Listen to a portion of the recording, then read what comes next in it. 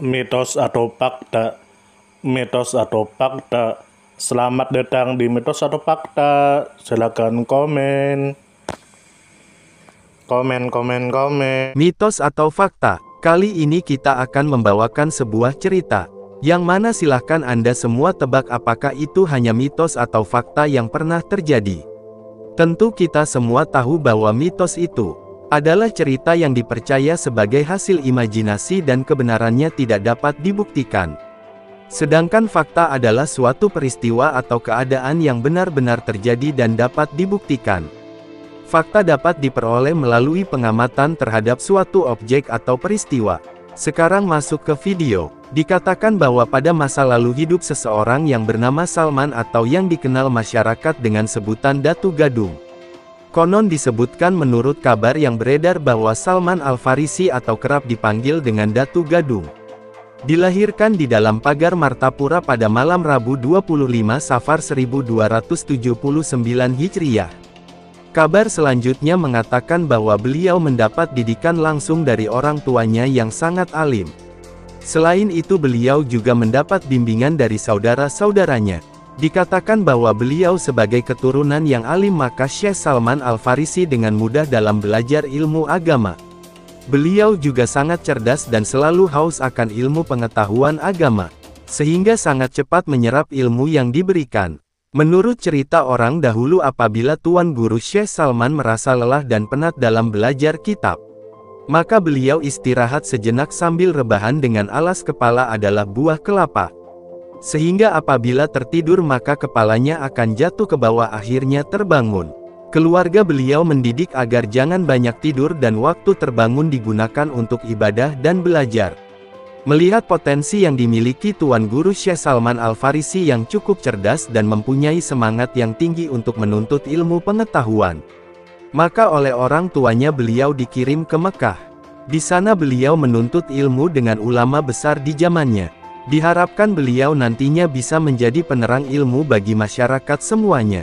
Selanjutnya menurut kabar yang beredar bahwa pada saat beliau mengaji di Mekah, Tuan Guru Syekh Salman Al-Farisi menikah dengan seorang perempuan yang berasal dari Riau, Sumatera dan mempunyai anak yang bernama Malik. Setelah beberapa tahun beliau menuntut ilmu, beliau pulang ke tanah air. Tapi beliau bukan pulang ke Martapura tapi mengikuti istrinya ke Riau, Sumatera. Di sana beliau mengembangkan syiar agama Islam dengan memberikan pengajian kepada masyarakat sekitarnya. Cukup lama beliau tinggal di Riau membuat beliau rindu akan kampung halamannya di Martapura. Beliau akhirnya pergi ke Martapura untuk menjenguk keluarga beliau di kampung halaman. Ketika pulang ini beliau tidak membawa serta anak istrinya yang tetap tinggal di Riau, Sumatera.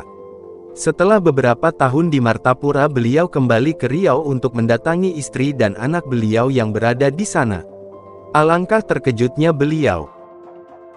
Ternyata istrinya sudah lama meninggal dan anaknya pun baru 7 hari meninggalkan dunia.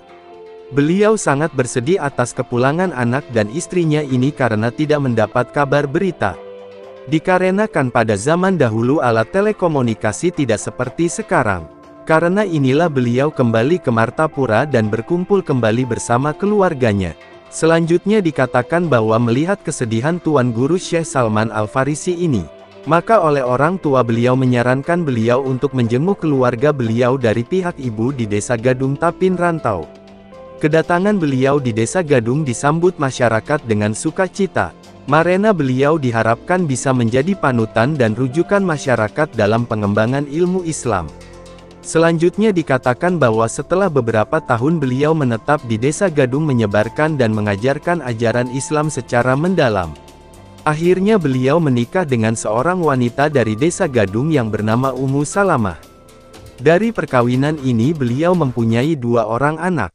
Lalu beliau menikah lagi dengan seorang perempuan yang bernama Rahimah dan dikaruniai seorang anak yang kemudian wafat di Mekah dan dikuburkan di Malah.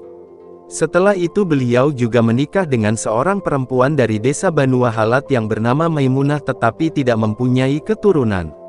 Selanjutnya menurut kabar yang beredar di masyarakat menyebutkan konon bahwa ada beberapa kejadian di luar nalar yang berkaitan dengan Datu Gadung.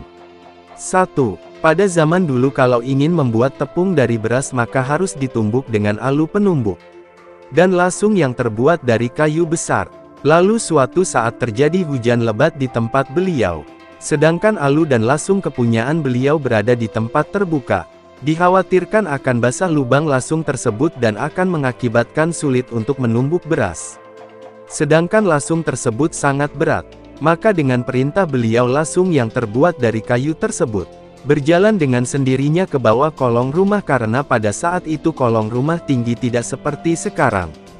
2. Ada lagi cerita tentang lasung ini. Suatu saat ada dua orang wanita yang bertengkar tapi berseberangan Sungai Gadung. Sambil menumbuk beras mereka saling kata-mengatai satu sama lain hingga akhirnya ditonton oleh masyarakat banyak. Lalu Datu Gadung yang mengetahui kejadian ini segera datang. Entah apa yang dilakukan beliau, tiba-tiba kedua buah lasung yang sangat berat tersebut terbang ke tengah sungai dan berada persis seperti ayam yang lagi berkelahi. Masyarakat yang menyaksikan kejadian tersebut sangat takjub. Walhasil perempuan yang bertengkar tersebut dengan sendirinya berhenti bertengkar dengan rasa malu. 3. Suatu ketika keponakan beliau dari Marabahan datang berkunjung ke tempat beliau. Pada saat itu keponakan beliau memakai cincin di jarinya bertatahkan intan yang sangat mahal. Oleh beliau cincin tersebut dipinjam. Setelah memeriksa beliau katakan bahwa cincin tersebut jelek. Oleh beliau langsung dibuang ke sungai. Namun pada saat setelah selesai sholat anehnya cincin tersebut ternyata sudah ada di rangkaian tasbih yang ada di tangan keponakannya. 4. Sejumlah tamu datang ke tempat beliau. Sedangkan pada saat itu di rumah tidak terdapat lauk untuk jamuan makan tamunya. Lalu beliau memasang alat penangkap ikan di samping tempat tidurnya. Ketika diangkat ternyata alat tersebut penuh dengan ikan. Hingga bisalah beliau menjamu tamu-tamunya dengan masakan yang banyak. 5. Suatu hari sungai di desa Gadung sedang meluap dan membawa kayu-kayu besar. Ketika itu ada sebatang kayu yang sangat besar membentang di tengah sungai tersebut dan sangat membahayakan orang jika dibiarkan. Dengan bergotong royong puluhan orang berusaha menyingkirkan kayu tersebut. Tapi karena besarnya kayu tersebut tidak mampu digeser sedikitpun. Setelah datang Datu Gadung beliau lalu mencungkilkan ujung payung beliau ke kayu besar tersebut. Subhanallah kayu tersebut terangkat dan dapat dipindah sehingga tidak membahayakan masyarakat lagi. 6. Beliau sering memenuhi hajat masyarakat yang memerlukan beliau untuk memberikan pengajian-pengajian agama. Beliau selalu ditemani oleh murid-muridnya. Hal ini beliau lakukan mencontoh Rasulullah yang setiap melakukan perjalanan selalu ditemani sahabat-sahabat beliau. Pada saat perjalanan pulang dari memberikan pengajian tiba-tiba hujan turun dengan lebatnya. Sedangkan untuk mencari tempat berteduh tidak sempat lagi. Atas isyarat beliau mereka melanjutkan perjalanan pulang. Anehnya di luar akal manusia saat sampai ke kampung ternyata beliau dengan seluruh muridnya tidak ada satupun yang kebasahan, subhanallah. 7. Wilayah Kalimantan kaya akan hasil bumi seperti emas, intan, batu bara, minyak, biji besi dan barang tambang lainnya.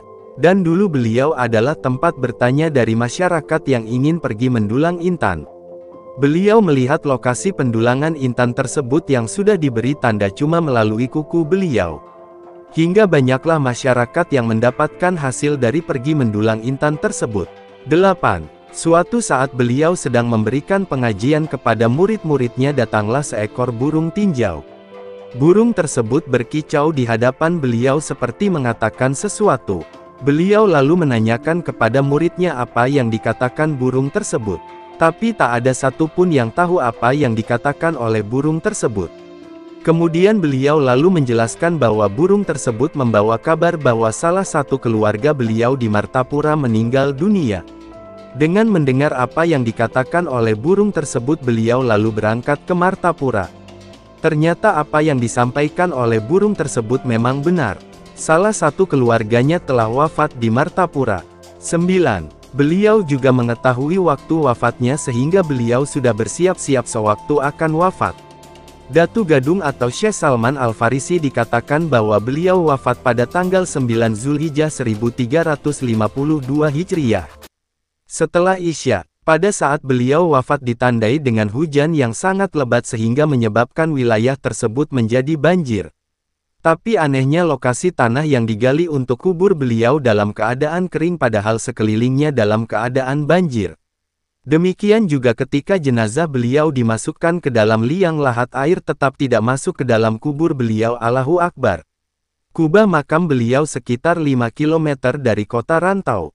Bagaimana menurut Anda semua? Apakah cerita di atas adalah mitos dan cerita sebelum tidur atau memang fakta yang pernah terjadi? Silahkan tulis di kolom komentar. Gimana menurut Anda semua? Apakah itu mitos atau fakta? Jika mitos, silakan tulis di kolom komentar. Dan jika fakta, silakan tulis di kolom komentar.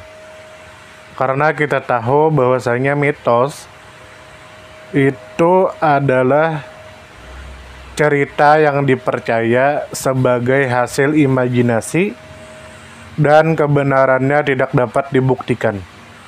Sedangkan fakta adalah suatu peristiwa atau keadaan yang benar-benar terjadi dan dapat dibuktikan. Nah, jadi bagaimana menurut Anda semua? Apakah ini mitos atau fakta? Silakan tulis di kolom komentar.